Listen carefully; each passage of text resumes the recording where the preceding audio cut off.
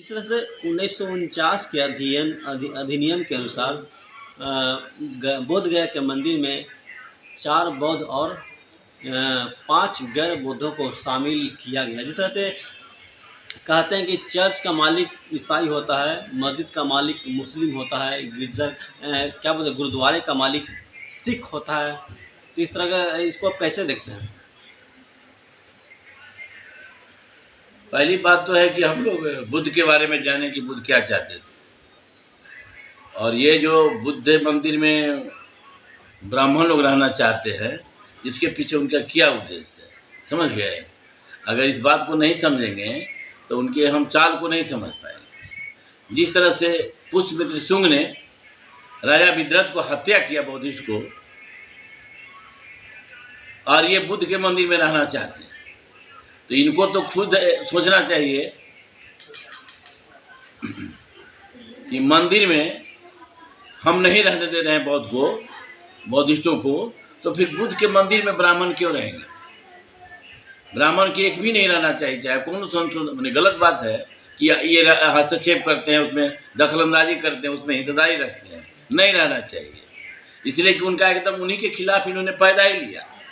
इनके आखिर बुद्ध आए किसे? यहाँ जो अमानवीय व्यवहार हो रहा था, मानवता समाप्त हो रही थी, उसको संदेश लेके आए थे ये, समझ गए? बुद्ध का जो उत्पन्न हुआ, क्यों हुआ, किसके खिलाफ हुआ, बुद्ध क्या चाहते थे? यहाँ नैतिकता का उन्होंने संदेश लेके आया, मानवता का संदेश देने आए थे, जहाँ यहाँ अमानवीय व्यवहार हो रहा था ब्राह्मणवाद के द्वारा, और उसी के खिलाफ में बुद्ध का जन्म हुआ और बुद्ध का धर्म भी आया, तो उन्हीं के खिलाफ में आया।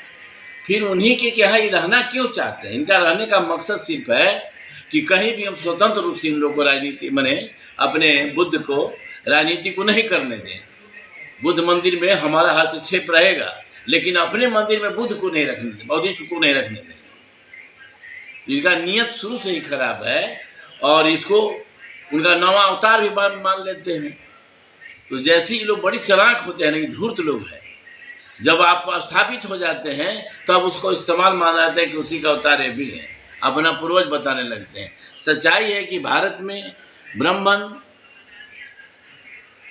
ये विदेशी हैं, ये मध्य एशिया से आने वाले लोग हैं, और शुरू में भारत में पहला विदेशी यहाँ आर्य लोग ही आए थे, जो जहाँ मानवता स्थापित था, गैर बराबरी का व्यवस्था यहाँ नहीं थी, जिसको हम सिंधु घाटी की सभ्यता कहते हैं, और वहाँ के मूलवासी द्रविड़ की सभ्यता थी। उनका इतिहास, उनकी पहचान, उनकी सभ्यता को मिटाना चाहते थे, और मिटाने का बार बार प्रयास किया है।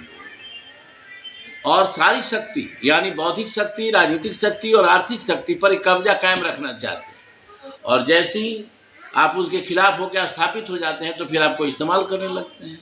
पहले तो उसमें आके तोड़फोड़ करते हैं, उसमें महायान हीनयान बना दिया लोगों ने। ब्राह्मण का घुसपैठ करना ही, वो जब आते हैं तो अपना चाल लेके आते हैं। आप अगर आपके पक्ष में अगर वो बोल रहे हैं कुछ,